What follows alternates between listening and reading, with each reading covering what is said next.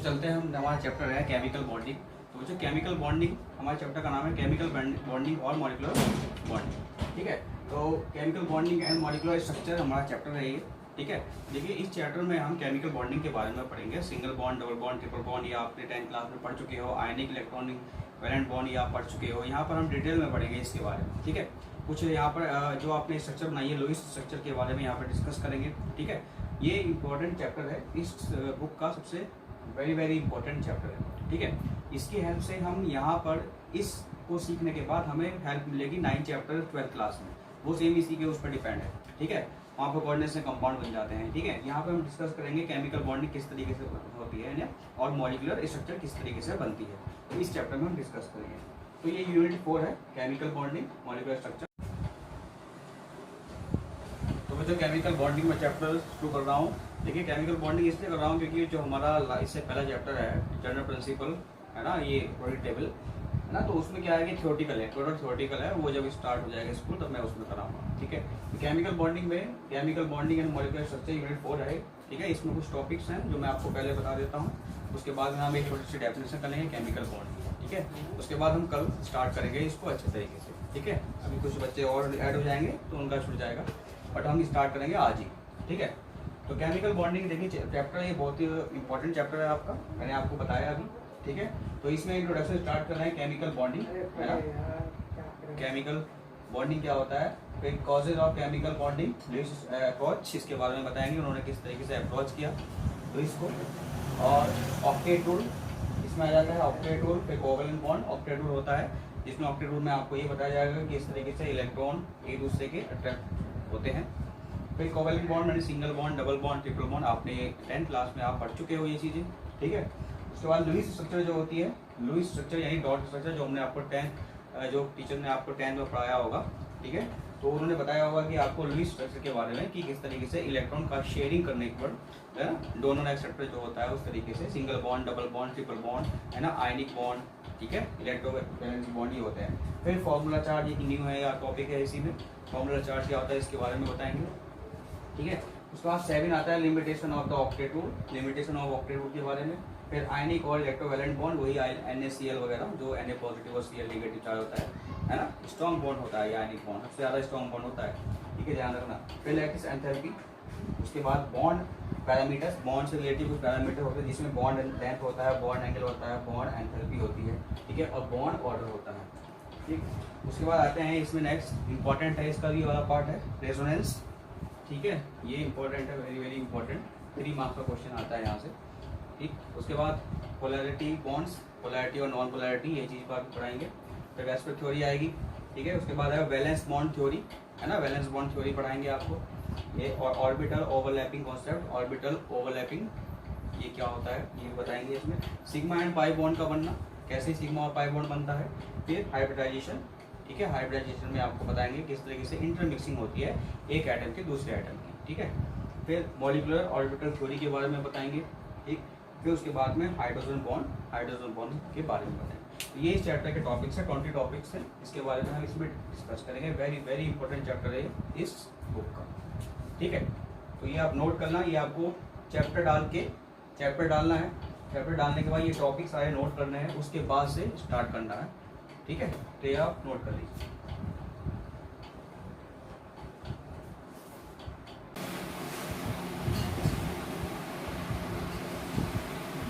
Hello बच्चों, welcome to my YouTube channel predictive chemistry classes. तो बच्चों हम स्टार्ट करने जा रहे हैं 11th क्लास की यूनिट 4, इसका नाम है केमिकल बॉन्डिंग और मॉलिक्यूलर स्ट्रक्चर। ठीक है, कल हमने इसके बारे में आपको लास्ट क्लास में हमने इसको थोड़ा सा आपको बताया था, इसके टॉपिक्स के बारे में डिस्कस कर लिया था। ठीक है, इसके अंदर क्या क्या टॉपिक्स हैं हम जगह स्टडी कर लेंगे। ठीक है, ये चैप्टर वेरी इंपॉर्टेंट है, कम से कम 10 या 14 मार्क्स का आता है। ठीक, 10 या 14 मार्क्स का आता है ये। इस बुक का जो हमारी 11th क्लास की फर्स्ट बुक होती है, इस बुक का ये इनऑर्गेनिक केमिस्ट्री का वेरी इंपॉर्टेंट चैप्टर है। ठीक है, तो इसको ध्यान से समझिए। जनरली बेसिक चीज़ें आपने पढ़ रखी हैं 10th क्लास में, हम वही दोबारा से थोड़ा सा आपको पढ़ाएंगे। ठीक है, तो मोरली ये क्या है कि केमिकल बॉन्डिंग और मॉलिक्यूलर स्ट्रक्चर के बारे में डिस्कस करेंगे। अभी हम जो पहला पार्ट स्टार्ट करने जा रहे हैं वो क्या है, केमिकल बॉन्डिंग। क्या है, केमिकल बॉन्डिंग है।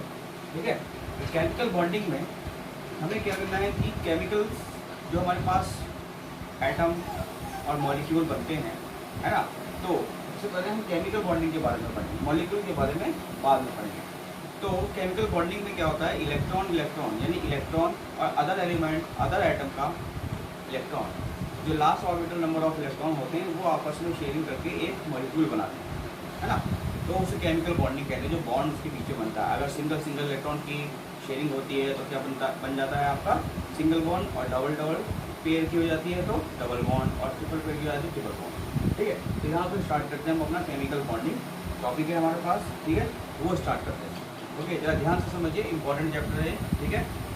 तो केमिकल बॉन्डिंग होता है, chemical bonding defined as the force of attraction between the two atoms, है ना।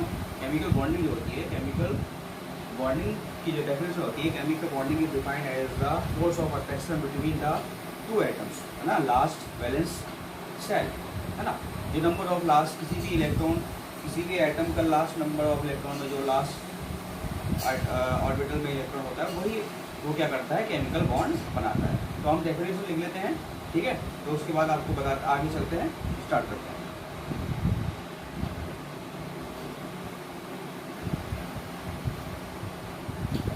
तो बच्चों केमिकल बॉन्डिंग की डेफिनेशन ये होती है हमारे पास, केमिकल बॉन्डिंग, है ना, force of attraction. Chemical bonding is defined as the force of attraction which holds the constant atom together in a molecule, ठीक है।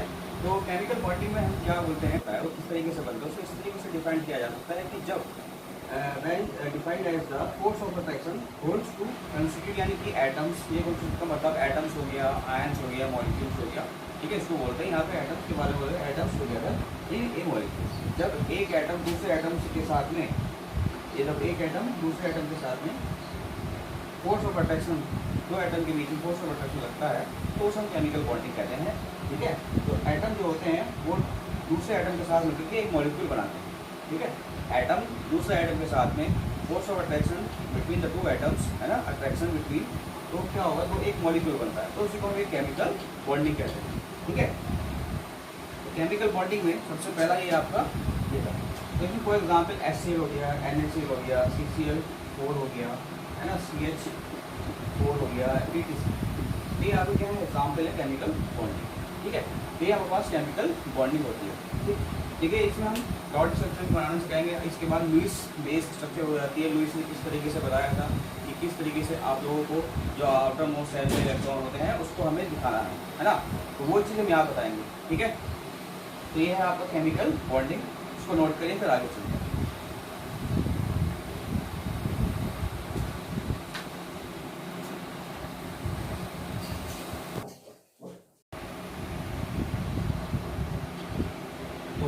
चलते हैं नेक्स्ट टॉपिक की तरफ। केमिकल बॉन्डिंग के बाद हमारा एक टॉपिक आ जाता है इलेक्ट्रॉनिक थ्योरी ऑफ वैलेंसी, है ना। तो इलेक्ट्रॉनिक थ्योरी ऑफ वैलेंसी ये कोसल और लुईस नाम के साइंटिस्ट थे, उन्होंने बताया था। देखो इसी के अकॉर्डिंग ही जो हम हमारे जो एटम होते हैं वही एक दूसरे के साथ में फोर्स ऑफ अट्रैक्शन, है ना, एक दूसरे से के साथ अट्रैक्शन रखते हैं। इलेक्ट्रॉनिक थ्योरी ऑफ वैलेंसी में क्या होता है कि जो according to this theory valence of element, valency of element, जो उसकी वैलेंसी होती है, जितने नंबर ऑफ वैलेंसी होगी उतना ही वो इलेक्ट्रॉन शेयर करेगी। अब सोडियम में, सोडियम के ऊपर चार्ज कितना होता है, +1, तो वो एक इलेक्ट्रॉन देगी, यानी गेन और लॉस करेंगे। जो एटम होंगे हमारे पास, जो एलिमेंट्स होंगे वो लॉस और गेन करेंगे इलेक्ट्रॉन, ठीक है। तो उसी को नंबर ऑफ वैलेंसी कहेंगे। तो यहाँ पर जो दिस थ्योरी है, the valency of an element, the number of electrons that its atom can gain, loss और share to acquire stable noble gases configuration, है ना। तो नोबल गैसेस कॉन्फ़िगरेशन का मतलब ये है कि जो नियरेस्ट नोबल गैसेस कॉन्फ़िगरेशन के अकॉर्डिंग होगा वही उसके साथ में फोर्स ऑफ अट्रैक्शन के एटम कैन गेन और लॉस और शेयर करेगा इलेक्ट्रॉन, ठीक है। जैसे मैं बता दूं, फॉर एग्जाम्पल मान लो, फॉर एग्जाम्पल है, मान लीजिए HCl है। अब HCl में क्या है, हाइड्रोजन है। हाइड्रोजन का अगर मैं इलेक्ट्रॉनिक कॉन्फ़िगरेशन निकालूँ तो 1s1 कितना होगा, 1s1 इसका एटॉमिक नंबर 1 होता है। अब HCl कितना होता है, 17, इसका 1s2, 2s2, 2p6, 3s2, ठीक है, और 3p5। ये हो गए 10, ये हो गए 17, तो कितने नंबर ऑफ इलेक्ट्रॉन हो गए, 7, 5, 6, 7 हो गए। तो इन दोनों में 7, तो एक इलेक्ट्रॉन की जरूरत है इसको, तो किससे देगा, ये इसके साथ रहेगा। तो यहाँ पर जो हाइड्रोजन है हमारे पास, मान लीजिए ये मैंने इलेक्ट्रॉन दिखा दिया हाइड्रोजन का, और Cl दिखा दिया मैंने 1 2 3 4 5 6 7, ये लुईस के अकॉर्डिंग है, लुईस डॉट स्ट्रक्चर। तो इस तरीके से इलेक्ट्रॉन क्या हो रहे हैं, शेयरिंग हो रहे हैं। ठीक है, तो H ये हो गया, यहाँ बन गया हमारे पास H सिंगल बॉन्ड। तो ये लास्ट वैलेंसी है आपकी जो इलेक्ट्रॉनिक थ्योरी ऑफ वैलेंसी है, तो वैलेंसी का मतलब ये हो गया लास्ट, ठीक है ना, जो लास्ट ऑर्बिटल में नंबर ऑफ इलेक्ट्रॉन होते हैं वैलेंसी, है ना, ये वो होती है। तो ये था। और जैसे आ जाता है दूसरा एग्जाम्पल आ जाता है NaCl। NaCl में क्या होगा, NaCl एक इलेक्ट्रॉन इसको देगा, ये इसको देगा, ठीक है, तो क्या बन जाता है Na। तो इसमें क्या होगा, शेयर हो गया, सॉरी क्या हो गया, गेन और लॉस हुआ है, ठीक है। तो ये आपकी इलेक्ट्रॉनिक थ्योरी होती है जो हमने बताई, ठीक है। इसके बाद टाइप्स ऑफ बॉन्ड, इसके बाद आता है टाइप्स ऑफ बॉन्ड आ जाता है, ठीक है। टाइप्स ऑफ बॉन्ड, हमारे बॉन्ड कितने टाइप के होते हैं वो हम बताएंगे इसमें, ठीक है, नोट करिए आप भी। इसके बाद करते हैं आगे।